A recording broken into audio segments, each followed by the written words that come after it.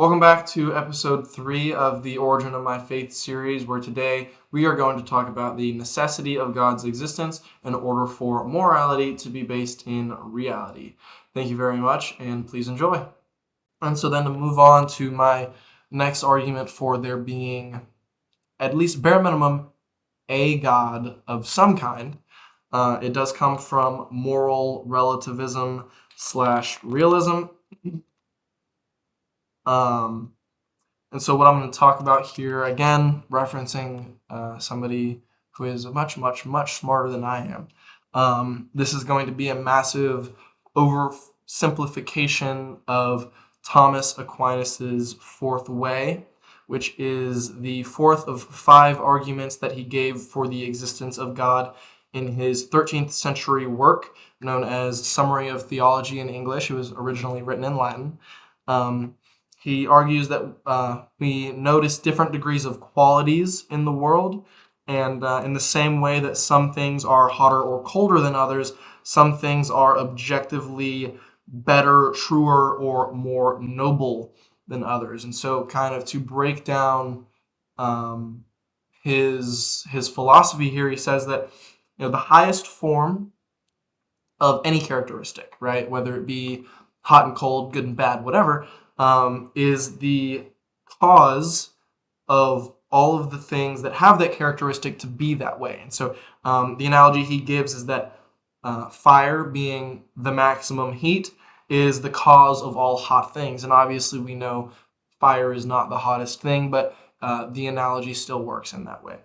And so when it comes to beings like you and I and animals and trees, etc., when it comes to beings and elements of their being and goodness and degrees of perfection that they may have, because there is a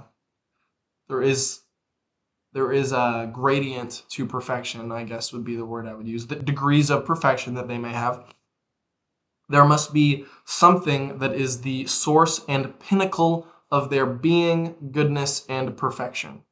So what do we call this thing that endowed all of creation with its existence and everything good and is itself perfect?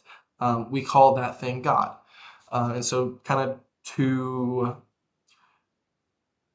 summarize what I'm saying here is that the characteristic that I have is that I am a being, right? And so when you compare my being to the being of a rock, right?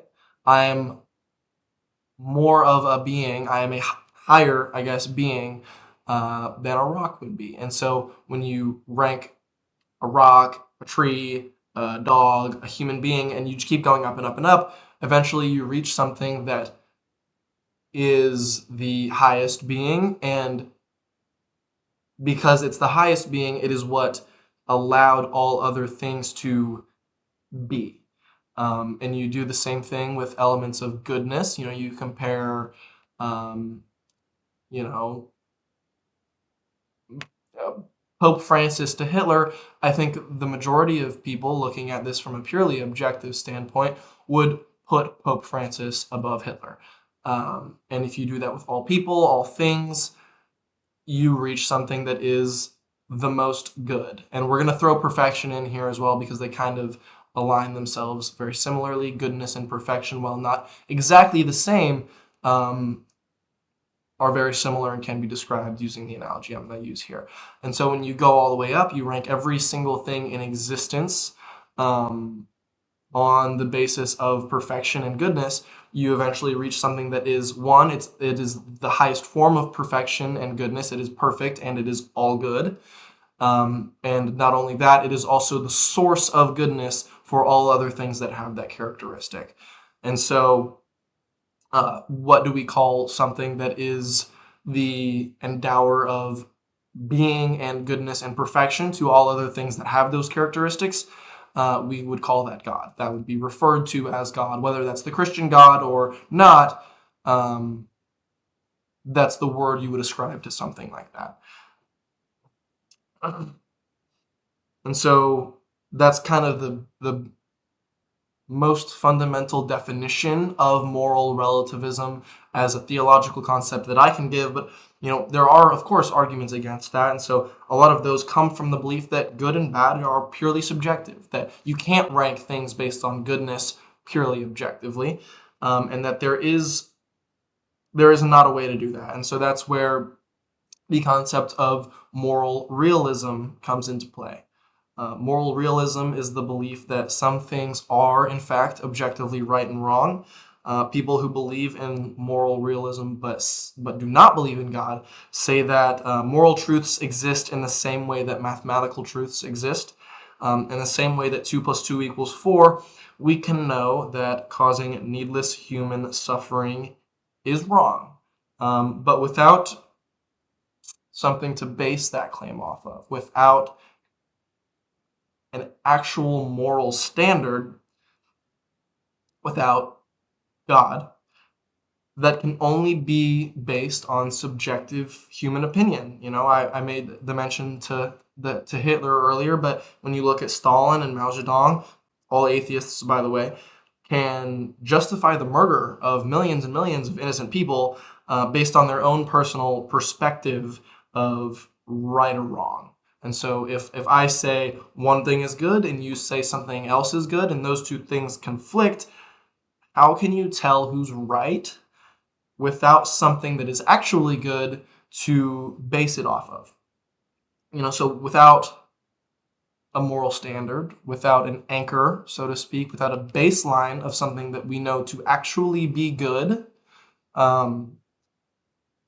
without an all-good God, there is no absolute good, and such there is no baseline. And corruption and evil can be justified by an individual's subjective beliefs rather than condemned by objective moral truth. And so, since I am somebody who believes in the existence of right and wrong as objective truths instead of subjective human opinion, I also believe that there must be a baseline to judge those things on. And without God, as we have described to be the ultimate good, we don't have a baseline to judge those things on. And people can excuse their atrocities and evil and corruption by saying, well, I think it's good, and so it must be. And who are you to tell me that it's not? If good and evil is based on the opinions of each individual, there is no real good and evil. And personally, I believe in good and evil, and so I believe in the existence of a God because of that. That's kind of the best explanation that I have for the existence of at least a God as a creator, as a creative force, and as a moral standard. In Christianity, this would kind of come in the form of the Father and the Holy Spirit. God, the Trinity is a very difficult thing to explain, and of course, Jesus was there at creation. We'll get into that, but in my opinion, those two things kind of provide sufficient evidence for a God, but of course do not provide sufficient evidence for the God that I believe in.